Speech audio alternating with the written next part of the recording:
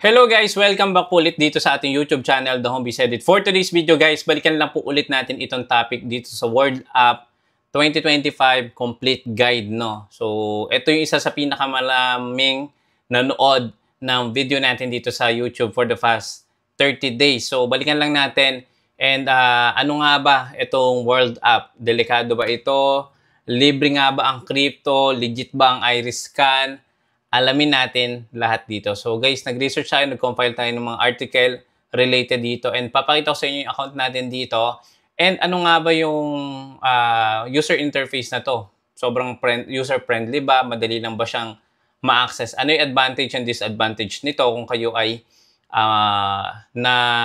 nakakinig ng balita or nakakita ng news regarding dito na pwede daw kayong kumita gamit yung iris scanning. So, ano nga ba ito? Tara, umpisahan na natin. At kung bago lang po kayo dito sa ating YouTube channel, consider subscribing and click the bell icon para sa mga susunod na video update natin related sa mga ganitong topic. Lagi po kayong manonotify.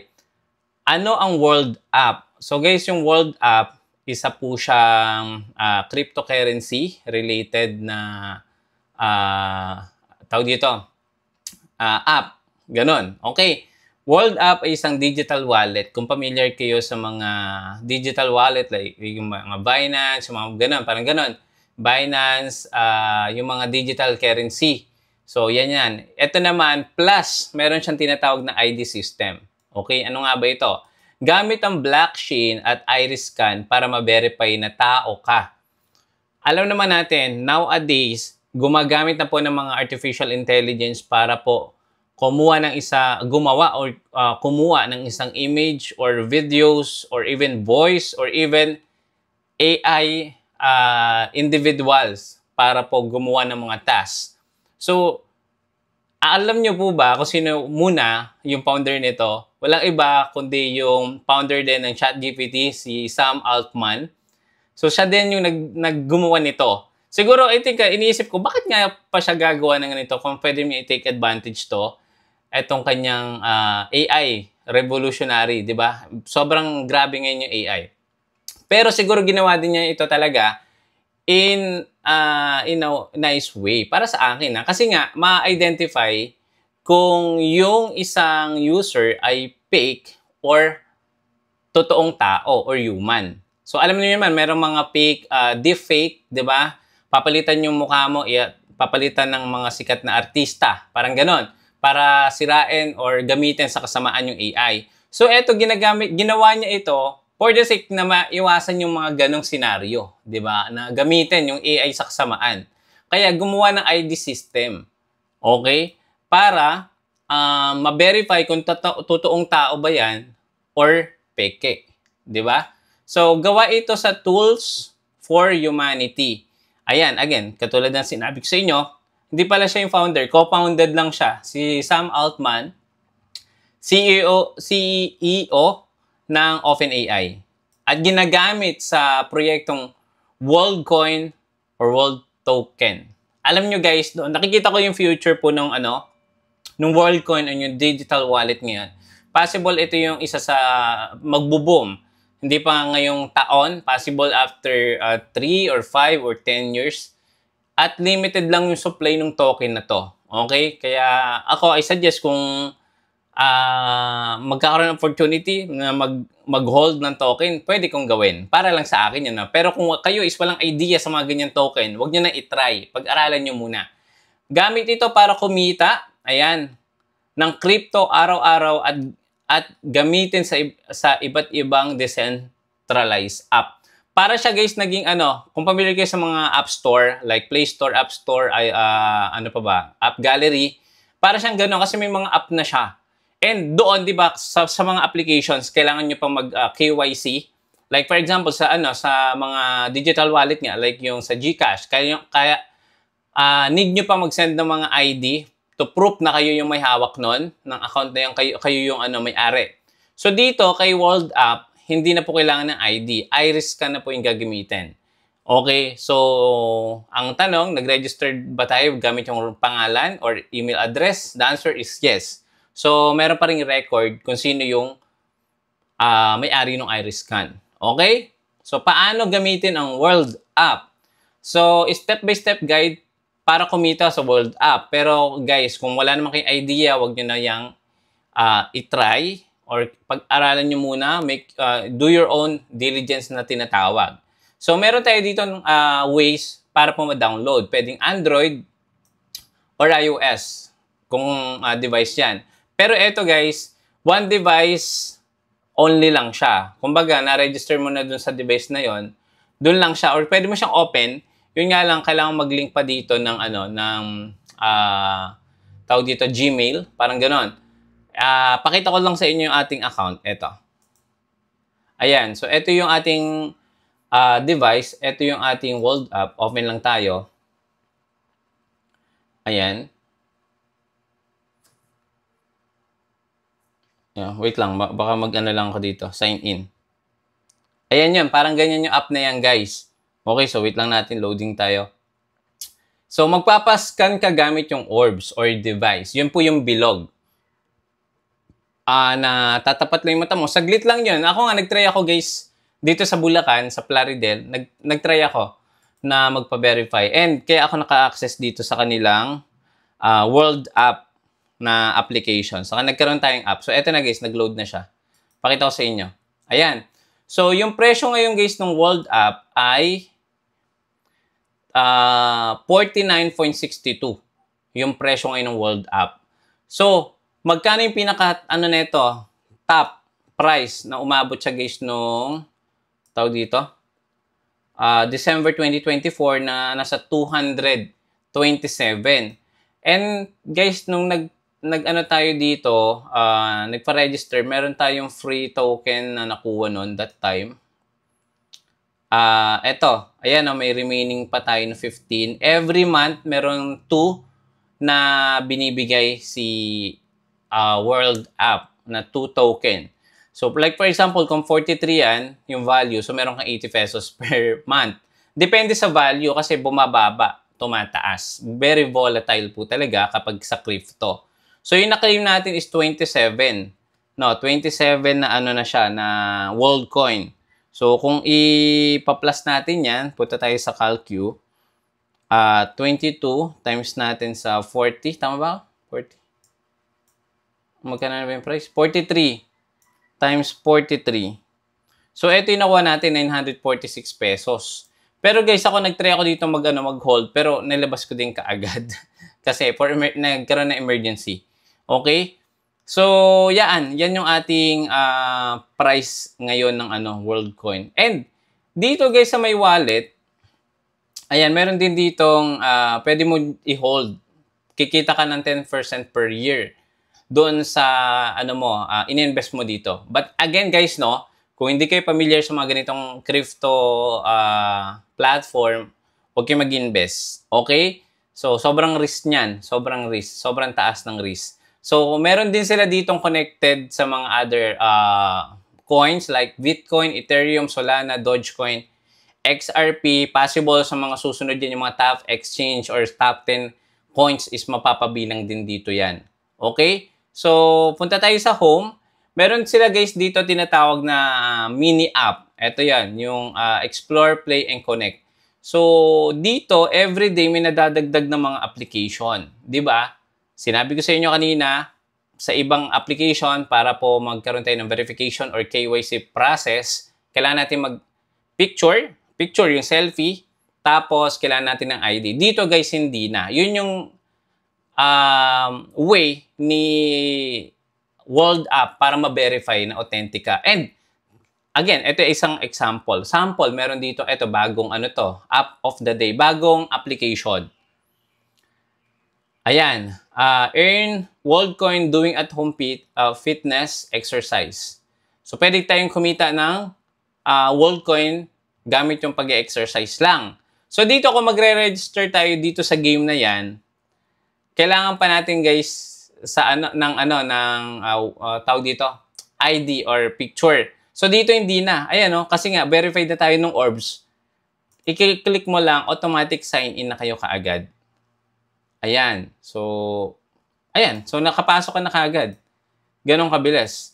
So hindi na kailangan ng ID verification. or ng KYC. Kasi nga, na-KYC na kayo, gamit yung iris, di ba? So, ayan, meron tayong nakuha na free 10 feet na coin. I don't know kung magkano yung value niyan. Pero, ayan, meron silang pinamimigay dyan na free na coins. Okay? So, yun yung isang example. Ang dami pang app dito na pwede nyo explore. May mga free token din dyan. Okay, baba ko lang. So, yun ang nakita natin, ano? So, sabi dito, kumuha ng libreng WAL token. May weekly or monthly claim. Average 25 world coin. Pero dito sa Pilipinas, guys, 2 lang. 2 lang po yung libre nila per month. Value as of July is 85 pesos. Tumaas nga siya ng 85, pero bumaba ulit siya ng 40, 48. I-withdraw o i-hold yung crypto mo. Pwede mo yang i-transfer, pwede mo nga, di ba, binigyan kayo ng libre ni WorldCoin na 47 token. Tapos, kung gusto mo yang i-withdraw, pwede mong i-withdraw via Binance, Qcoin, or OXX. Ayan. Gamitin ang World App Mini D-Apps. Ayan. Para po matransfer nyo yan sa mga crypto exchange platform. Okay? So, yung link niyan, nandito yan, how to claim your WorldCoin. Open natin yung link. Ayan, nandito yan mismo sa kanilang support. So, sample, ito yung WorldCoin mo, 5 WorldCoin. Dati yung value niyan, guys, 5 WorldCoin lang. Nasa 5,000 pesos na yan, di ba? Ganun kalaki. Umabot yan ng 1,000 ata, no? 1,000 yung value ng WorldCoin. So, eto, pwede sa Bolt or pwede dito sa spending. Ayan. Then, verify nyo lang. Claiming. Pagka-claim, ayan. WorldCoin have been claimed. So, 4.50. Ayan. Worth $2.50 will be in your wallet within 24 hours. So, ganun lang mag-claim. So, very basic lang. Kailangan nyo lang talaga, guys, ng third-party apps para po ma-transfer nyo doon. Yung mga exchange kasi yan eh. Tinitrade kasi yung WorldCoin. Kaya gumagalaw yung presyo. So, medyo deep explanation na yan. Kaya bumababa, tumataas yung presyo. Ano ang World ID at Orbs? World ID, ito po yung digital proof na ikaw ay tao, hindi AI. So, alam nyo naman, di ba, sabi nila, yung fingerprint, wala kayong kamuka. Pero sa iris, guys, mas marami pala itong security or hindi talaga makokopya. Kahit gumamit ng AI, di ba?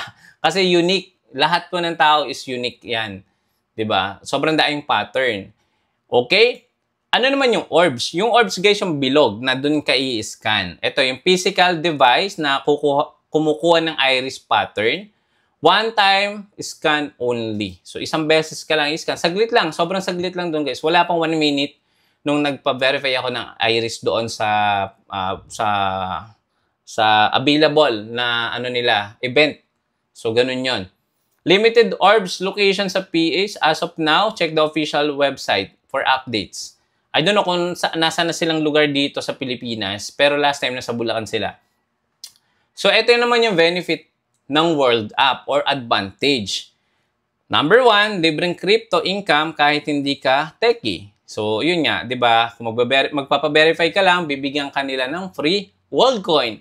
Pwede mo yang i-hold. Actually, guys, nagtataka ako dito kay Sam at sa founder ng WorldCoin. Ba't sila nagbigay ng libre, no? Siguro hinayaan nila yung mga individual or real human, i-hold lang muna nila yung WorldCoin. Kasi wag muna nilang exchange, wag muna nilang ipalit, wag muna nilang gawing cash. In the near future, after siguro 5 or 10 days, baka yung value, guys, ng isang coin is, malay natin, mag 10,000, di ba? Or 10,000 pesos. Not bad. Magkano na ngayon yung value na, guys, ng ng Bitcoin, BTC, value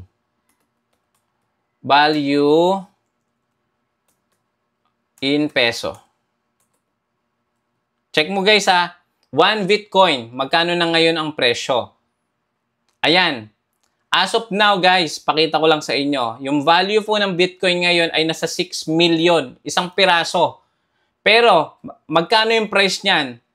Yung price niya, yung max na pinakamababa nung nag-start yan na ma-introduce sa atin. Ayan, medyo loading lang. Alam ko guys, nasa 50 pesos or 200 pesos lang. Di ba? So, wait lang natin guys. Naglo-loading lang tong CoinGecko. Ayan. Ang tagal Refresh lang natin. Pasensya na kayo, mabagal internet. Umuulan dito sa amin. Ayan. So, wait lang natin. Wala pa. Check natin dito sa phone. Ayan. Kung magkano. Bitcoin or BTC. BTC low price. Lowest price.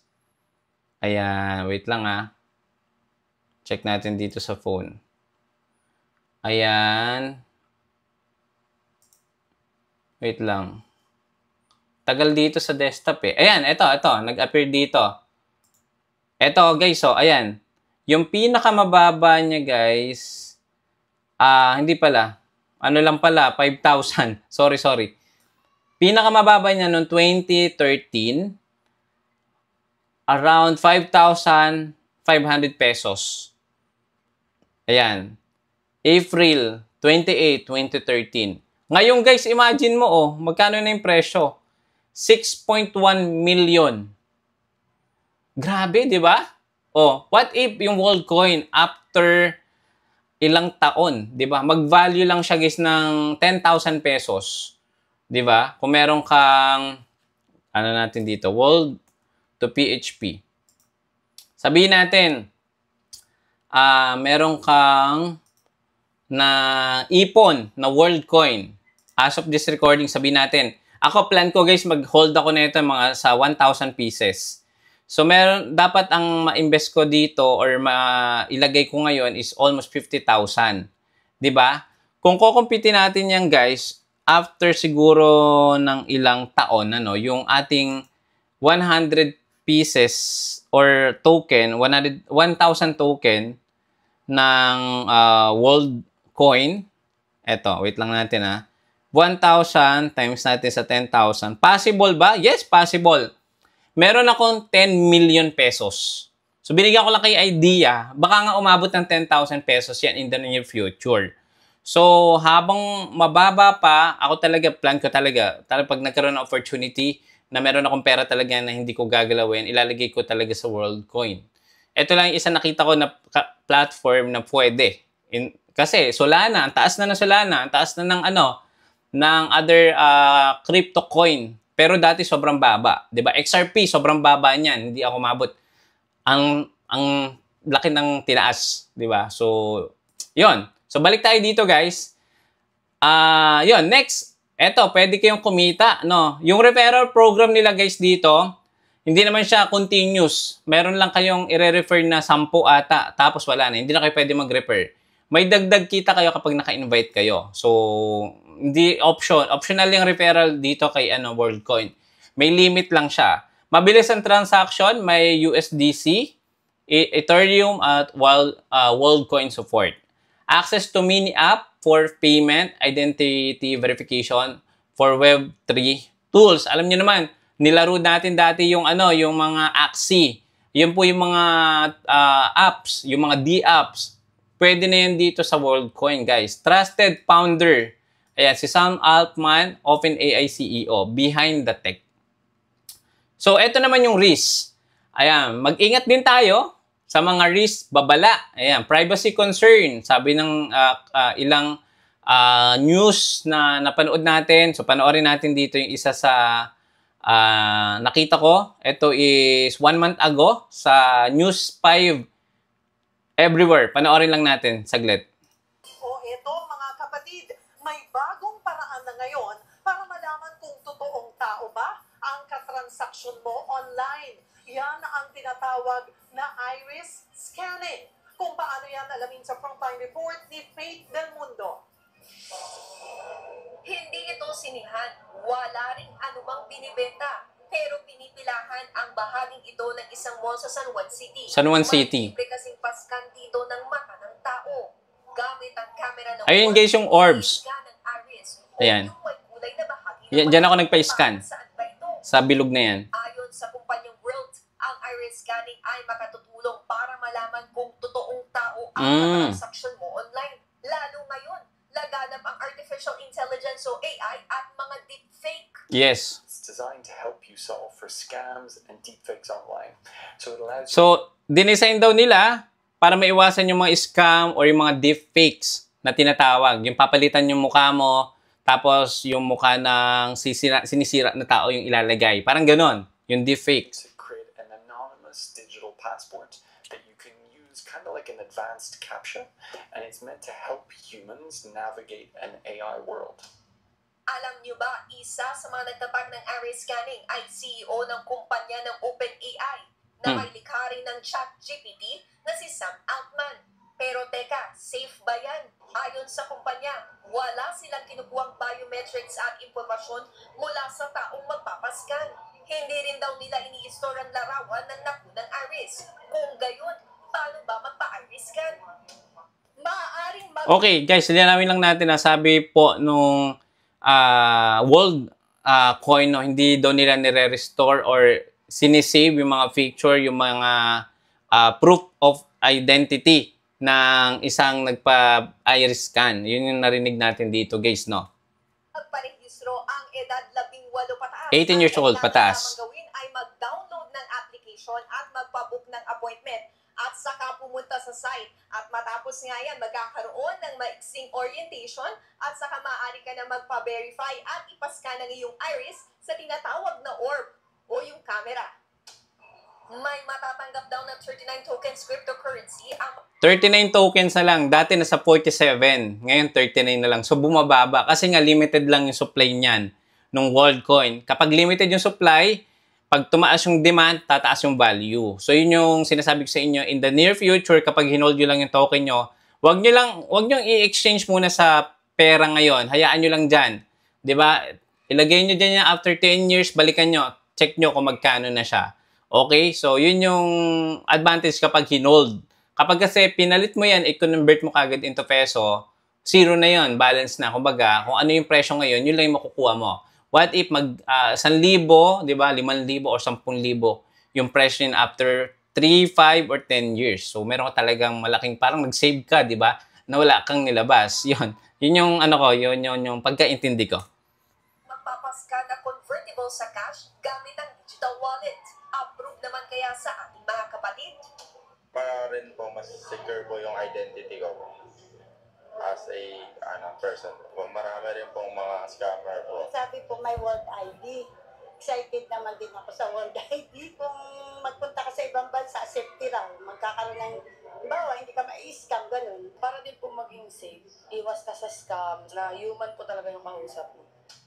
Ayon naman sa Department of Information Communication and Technology o DICT, kung walang nilalabas sa data privacy ang iris scanning, makakatulong pa nga raw ito sa pagsumpo sa mga online scam. Yun. Narinig nyo, guys? Isa sa advantage talaga is masugpo yung mga digital scam o online scam. Kasi nga, nagpapanggap yan na ibang tao para mang-scam. O di ba, manguha ng mga digital asset ninyo. 'Di ba? So yun yung isang advantage ng WorldCoin or ng World App. So in the near future possible yung passport natin, hindi na tayo siguro magdadala pa ng passport, 'di ba? Kumbaga ito na yung gagawin nyo. Scan na lang kayo, makikita na nila doon kung legit, 'di ba? Gamit yung mga tawag dito, proseso sa airport. Sa kanila lang 'yon, 'di ba? So para mapatunayan kagad na ikaw 'yon. 'Di ba? Iba kasi 'di ba, napapanood natin sa mga movie kahit yung mga tao kaya nilang dayain yung passport. So dito hindi nila kayang gawin 'yon kasi nga meron ng iris scanning. So unique yung pagkagawa nun. Simple ho na gamitin ho natin to na to verify yung mga gumagamit ng mga iba't ibang mga government systems na on board sa mga government systems natin na tunay na tao itong mga to at hindi ito yung mga bots, hindi ito yung mga troll farms. Yun. Bots, troll farms. Ayan, yan yung isa. Kasi nga, 'di ba, kung nakapag-iris scan yung mga yan, kapag tinanong mo sila at kinuha mo sila ng iris scan, kung ano yung na-detect doon na inalaw siguro ng World App na pwede niya i-disclose siya sa NBI, madedetect kung peke or match, 'di ba? So ganon lang kasimple. Babalita mula sa frontline. Yon. So guys, pasensya na kayo, medyo humaba yung ating discussion about dito sa WorldCoin, and sana may naintindihan kayo kahit papano, and babala lang din ano, kung hindi nyo alam yung mga ganitong crypto platform, wag na kayo muna mag-try, pag-aralan nyo muna maigi. At syempre, may risk yan kung hindi mo alam yan, pero kung nakita mo na yung advantage niya sa mga susunod na taon, ano nga ba yung bago, ano nga ba yung security feature ng mga susunod pa nating gagawin or ginagawa ng bansa para mas maging secure yung mga tao dito sa mga digital incoming na tawag dito, technology like AI. Makakasama ba yan? So, kailangan may counterpart yan, di ba? So, yun lang muna. Maraming salamat. Kung gusto mo pa ng part 2, gagawa pa tayong separate video tungkol dito sa World App. Maraming salamat. See you again sa next video. Bye-bye.